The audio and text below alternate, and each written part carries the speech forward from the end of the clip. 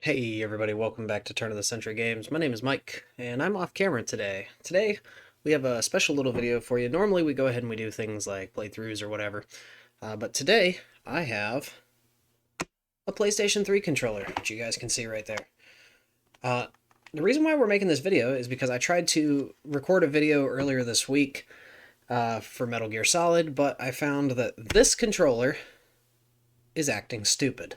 You go to press a button and, some other random button would be hit. So what we're going to do today is we're going to try to go ahead and clean this guy up, get him functioning the way that he should be functioning. To do that, we're going to need a couple tools. First thing we're going to need, a small, that's filthy, a small, I don't know if that's going to focus for you guys. Anyways, need a small screwdriver. Apologies.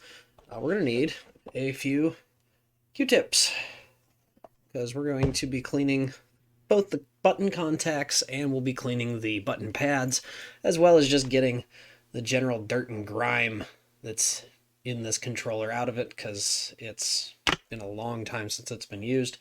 And to do all of that, we're going to use a bottle of alcohol. In this case, I've got 70% rubbing alcohol, and then I've got a can of compressed air. Ah, the cough is constant, guys. I'm sorry. I just cannot get rid of it.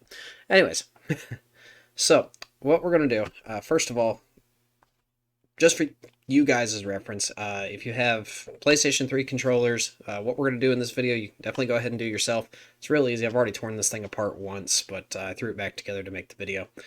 And this kind of stuff will apply to any video game controllers whatsoever. So if you have a Super Nintendo controller or an NES controller or a PlayStation 4 controller or an Xbox controller that's just not working for you guys, or you want to, whatever, you can definitely apply all of the same things to this video, or from this video to your own projects, for tearing those controllers apart and getting them hopefully back up and working. The real important thing is just to remember how you took it apart, because if you don't remember how you took it apart, you can't put it back together. Or rather, it would be very difficult to put it back together without a guide or something like that. So anyways, on the PlayStation 3 controller here, guys, we have 5 screws on the back. We have one each in the handles, one each right below the triggers, and then one right in the center. There isn't one underneath this label like there is on some other controllers. So what we're going to do, and for reference, this is a DualShock 6-axis. So this is the one that has the vibration motors built in. We're going to go ahead and take these 5 screws out. I'm just going to... What I'm going to do, so I don't lose anything, so I'm actually going to take this roll of tape. This is actually a really good idea. If you guys don't have, like, you could use like a Tupperware dish or something, but you really don't want to lose these parts. So I'm just going to use this tape roll, and I'm going to set this tape roll right here. And I'm going to put all my screws in the center of the tape roll so that they don't roll away or get lost. Always handy to have small Tupperware containers and the like when you're working on your small electronics. Oop. So the screws in this controller are actually Phillips head screwdrivers, or screws, but all I had on hand was this small flathead. Just being very careful here to get all 5 of these out. Once we get all 5 of these out, that's when the real fun starts.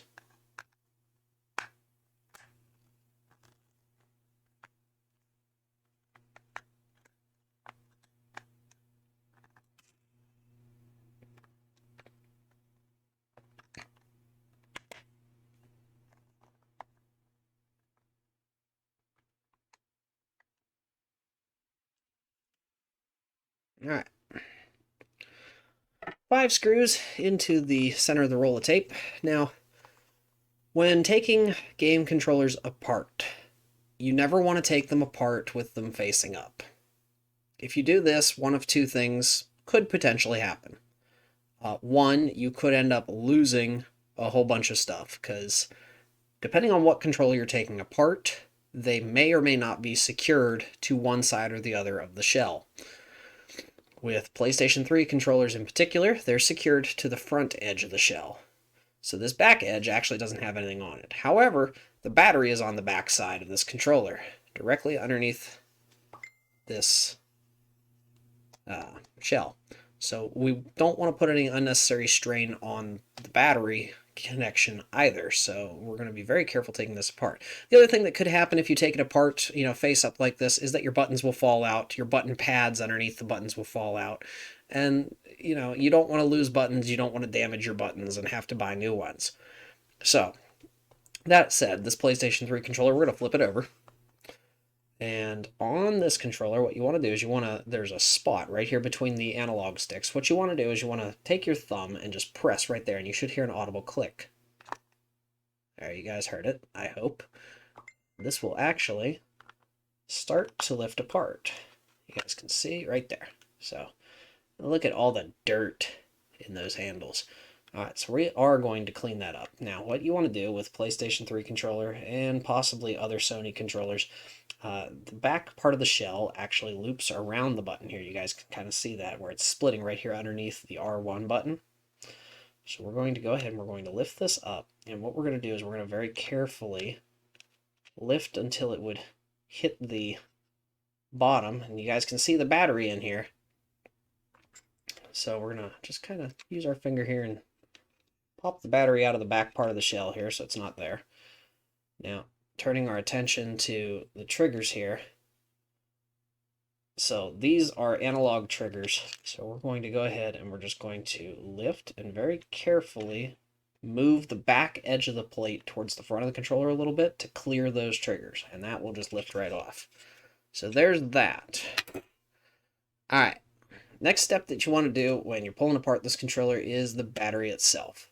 So the battery just has one connection. It is a simple pop-in connector here. Just like your old home phone batteries, for any of you that are familiar with home telephones.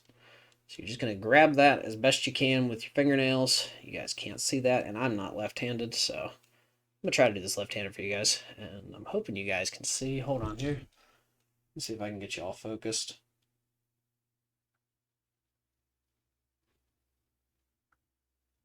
And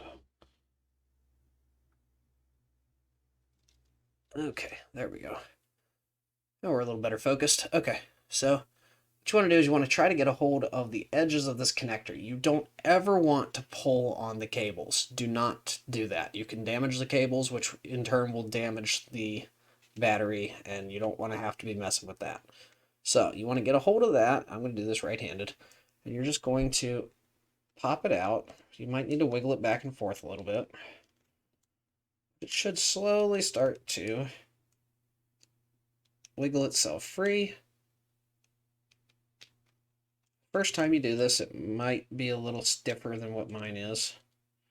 Mine's actually giving me problems right now. Come on. Oh, come on. Please? Please?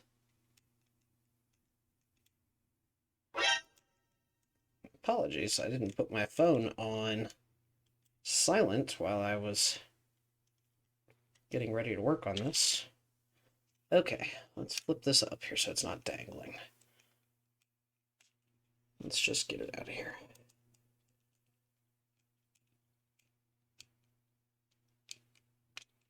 Almost.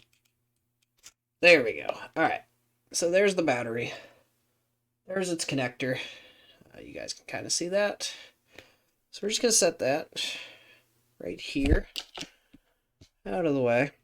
Okay. Now, the next thing we want to do, we don't want to lose either of our triggers. Now, the L2 and R2 buttons are spring-loaded on this controller, whereas the L1 and R1s are just standard buttons.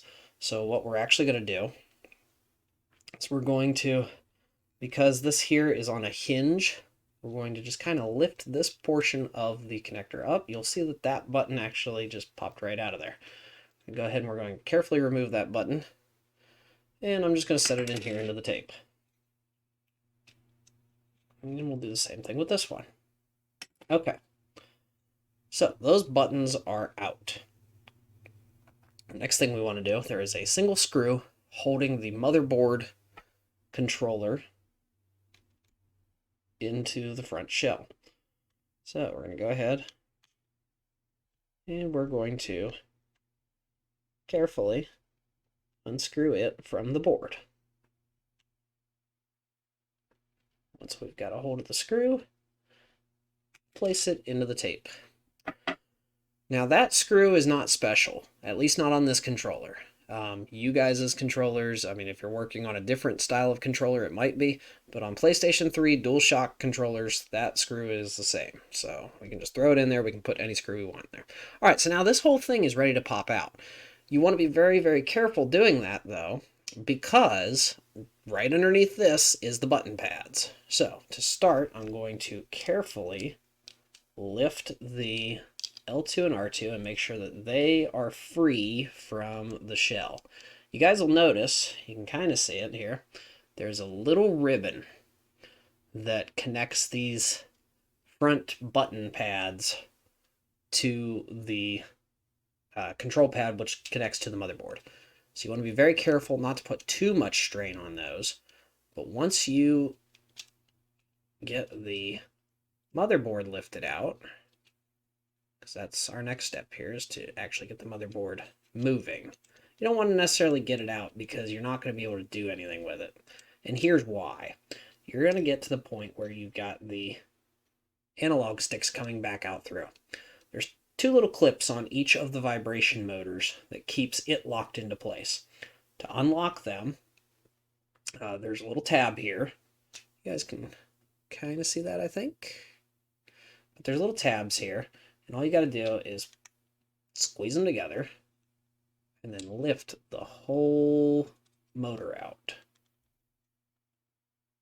There. I think that's free. Pretty sure. Yeah, there it goes. So that side's lifted out. We'll do the same thing on this side.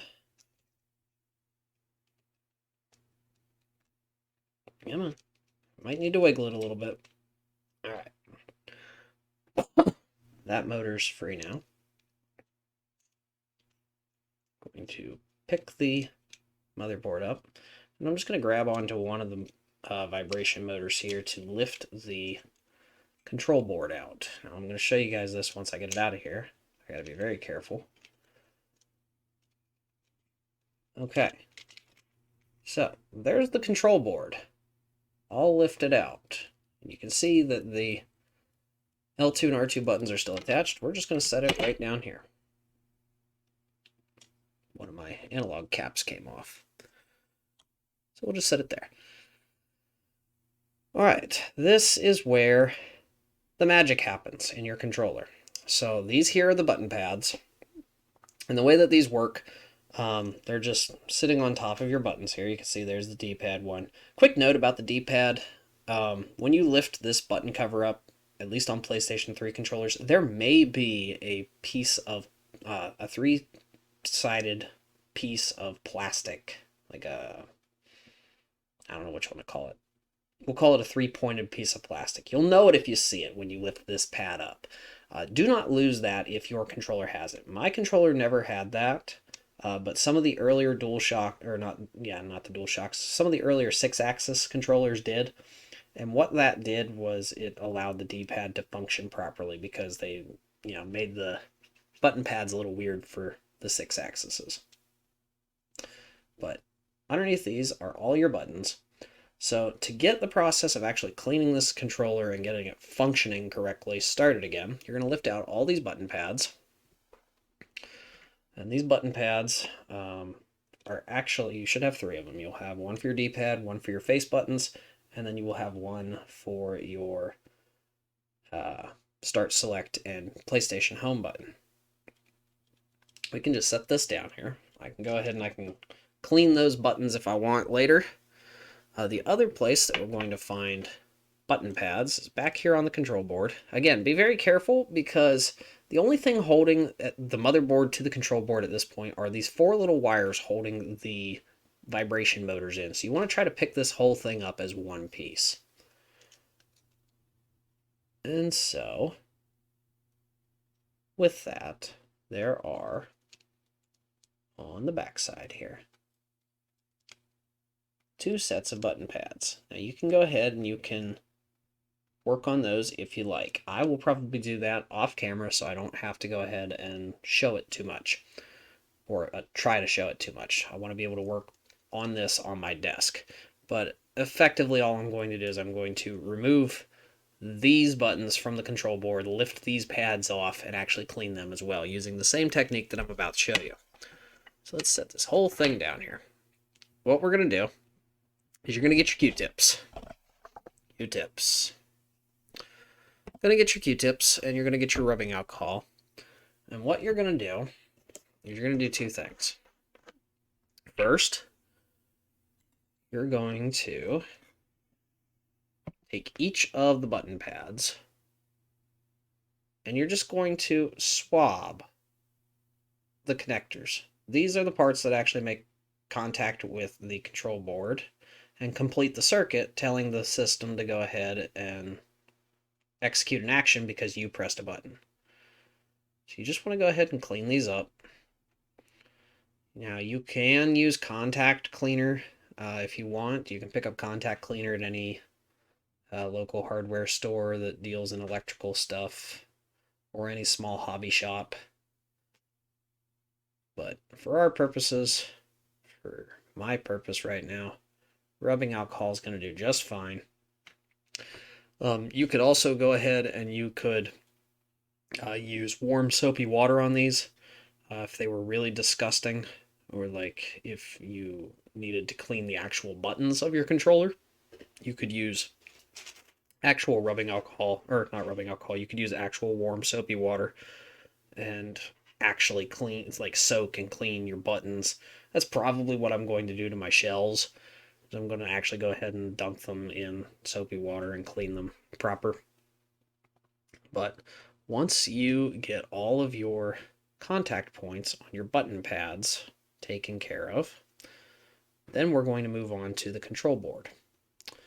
You guys can kind of see there is some gunk on there. It's starting to turn colors, so that's a good thing in this case, because that means that we're getting it clean. Donald, bro, what are you doing? Crazy cat. See, there he is. Plotting. Yeah. I'm on to you. I love him. I wouldn't trade him for the world. So, those are all clean. We're going to let those dry a little bit. What I'm going to do now is I'm going to take the whole kit and caboodle here. I'm going to flip it over. I'm going to show you guys this. So, on the control board here, what we're looking at is these black lines. Now, these are all open circuits on the board. You can see, if you look at the green mask here, I'm going to try to get this to focus for you guys. So, inside of the green mask here, there are little traces that run over to the back side of the board. And the back side of the board actually connects to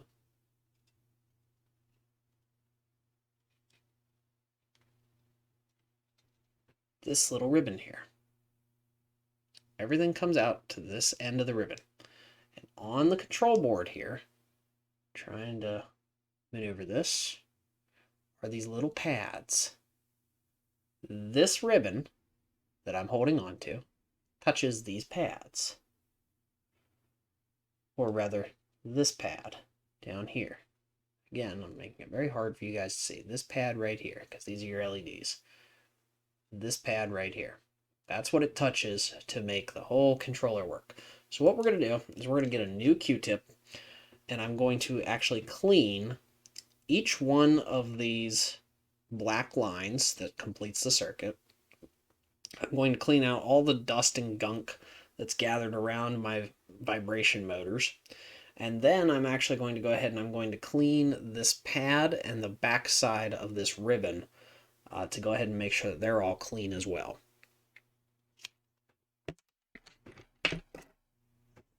So we'll get our alcohol. We're going to use the dry side of our Q-tip here. We're just going to take our controller and we're going to clean up all of these little connection points. That includes these ones here.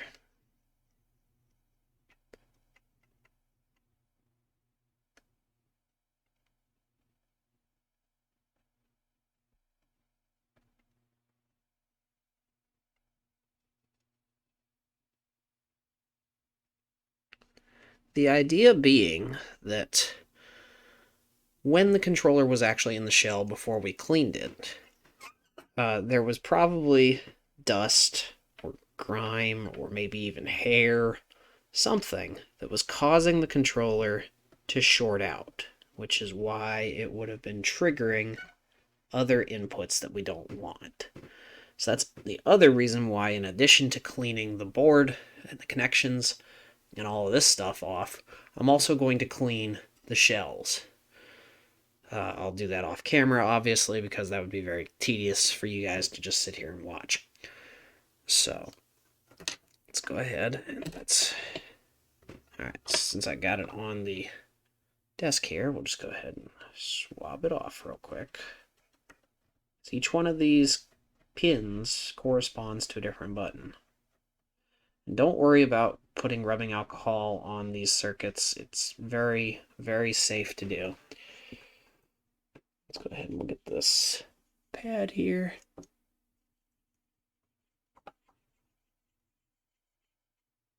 Of course, you don't want to use any like abrasive solvents, like you wouldn't want to use like acetone or anything like that. That could be very, very detrimental to your controller.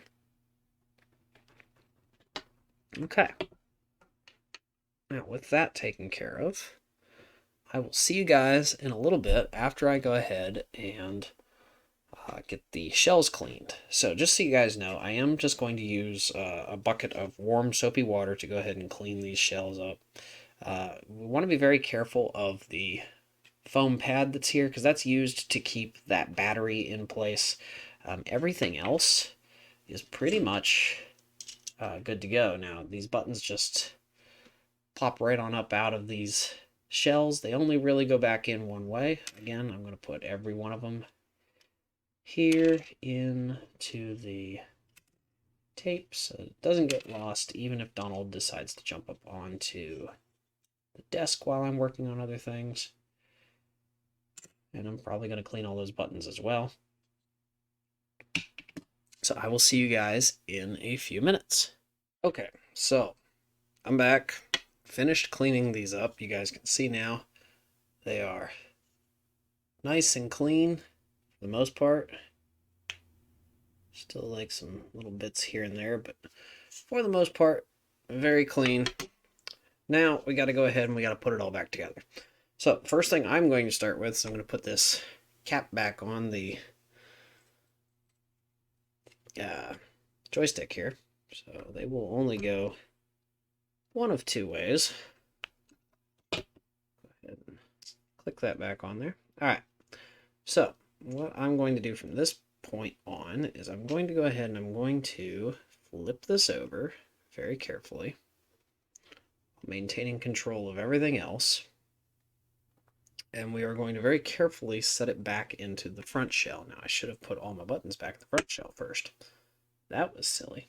So, let's remove our tape roll here so that I can see everything that I have. And we're going to put everything back in backwards order here. So, we've got our D-pad. There we go. D-pad's in. Triangle button. Remember, I said these will only fit one way, and that holds very true. It will only fit one direction. So, triangle button goes. We got an X button. We'll go this way. we got a circle button, which, if I'm thinking correctly, will go right there. Okay, and then the square button.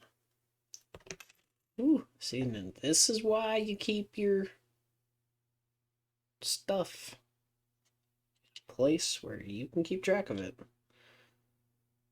Because you really don't want to lose your stuff. There we go. Square button's in. We do need to put the PlayStation button back in, so drop that in there. Kind of. There we go.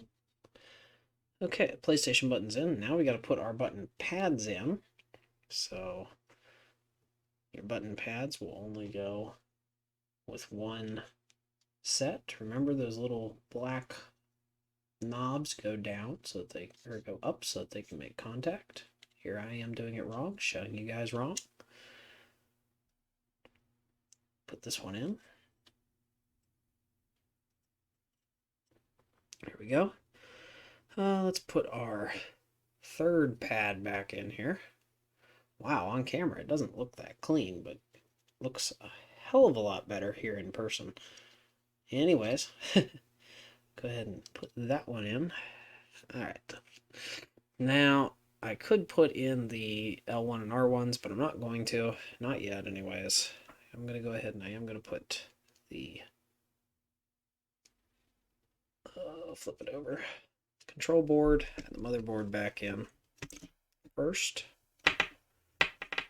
So I'm going to pick it up by one of the motors here. I'm going to just start lining it up. Okay. So what we want to do at this point is we want to line up something. Anything will work, whether it's a vibration motor or an L2R2. We need to get something lined up here. So let's work on getting our vibration motors lined up, because getting them just even started to click in place. There we go. It will be a big step towards getting everything done. All right, let's push on our vibration motors here to get them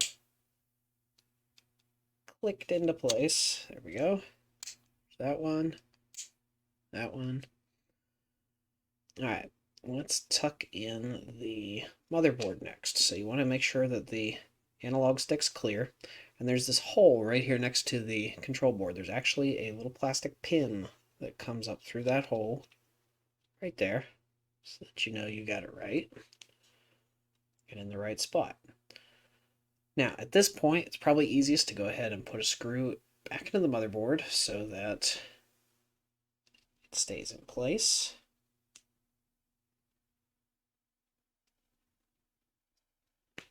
We're going to go ahead,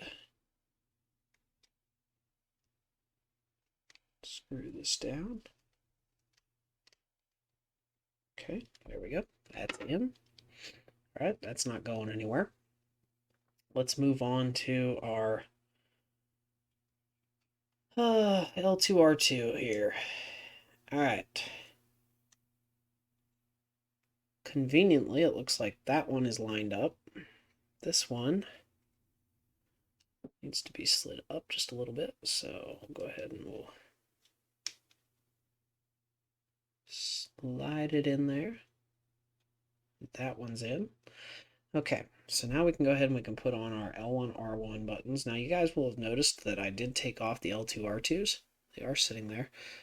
These buttons actually don't have any specific way that they go in.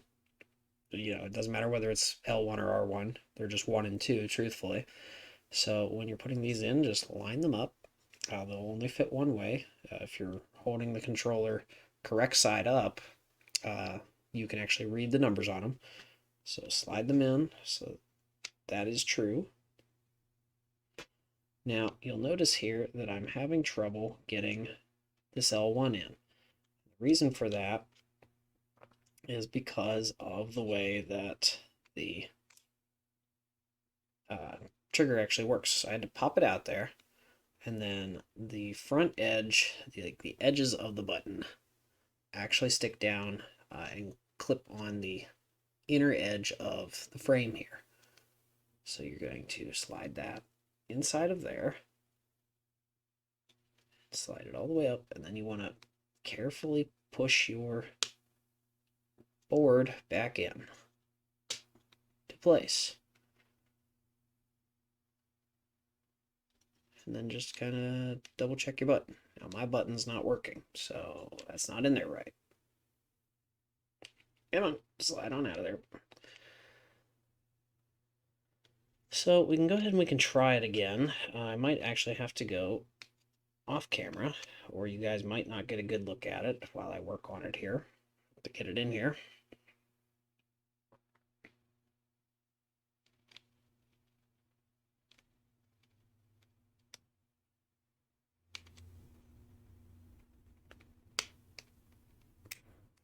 There. Just kind of pushed in. You guys can see it just kind of sits there. Do the same thing with the other one button on the other side here. Go ahead and get it to line up. It's by far the hardest part.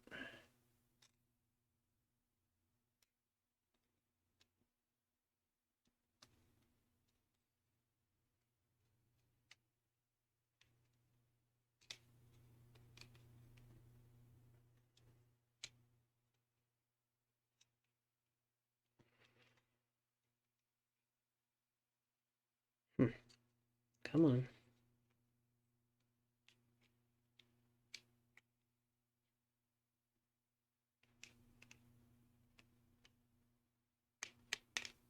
There.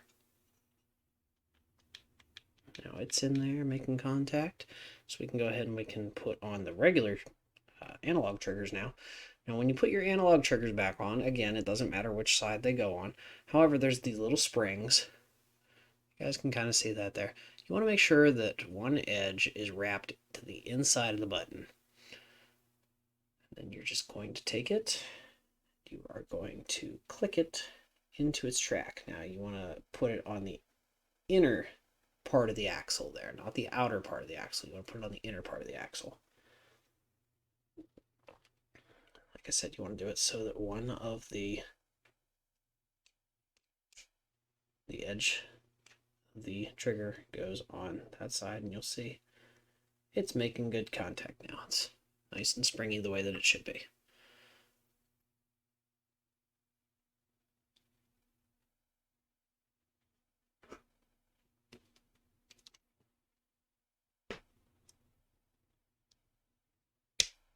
Okay, that one's back in. Now this one I didn't make sure was in right, so we got to remove it. And got to make sure that the spring goes up.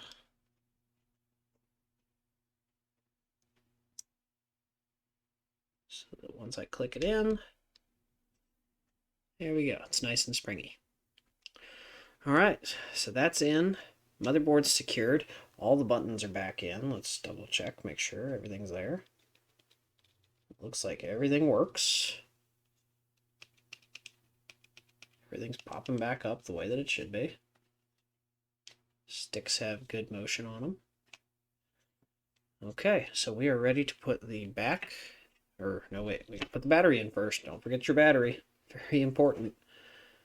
Alright, so when reconnecting the battery only goes one direction. That's the reason why the connector is shaped the way that it is. It's got that little tab that you guys can see there on the right hand side.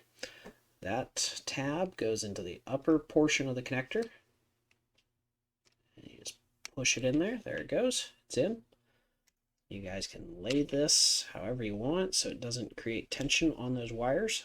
These plastic triangles that you guys see, or plastic brackets that you guys see on the board there, are actually designed for the battery to be held right there, so it doesn't move. Then take our top shell. Remember, you got to clear those triggers. Okay, we're going to flip it back over here so we can see those triggers. We're going to just kind of wedge it there so that it's all in between, and start clicking it back together.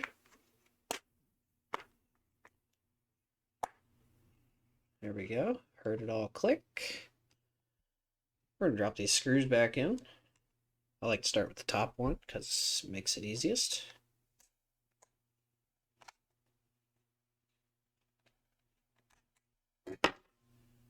And I don't ever make them too tight, you know, just tight enough. You don't want to over tighten these little screws.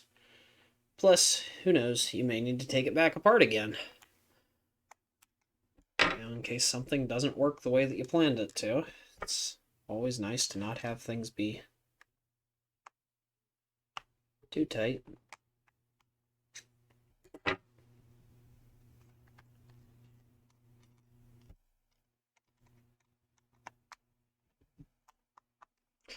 So, all in all, guys, we got, what, we're at about 35 minutes, I see, recording now, 36 minutes. So, factor in the 5 minutes or so that I took to go ahead and actually clean the controller shell.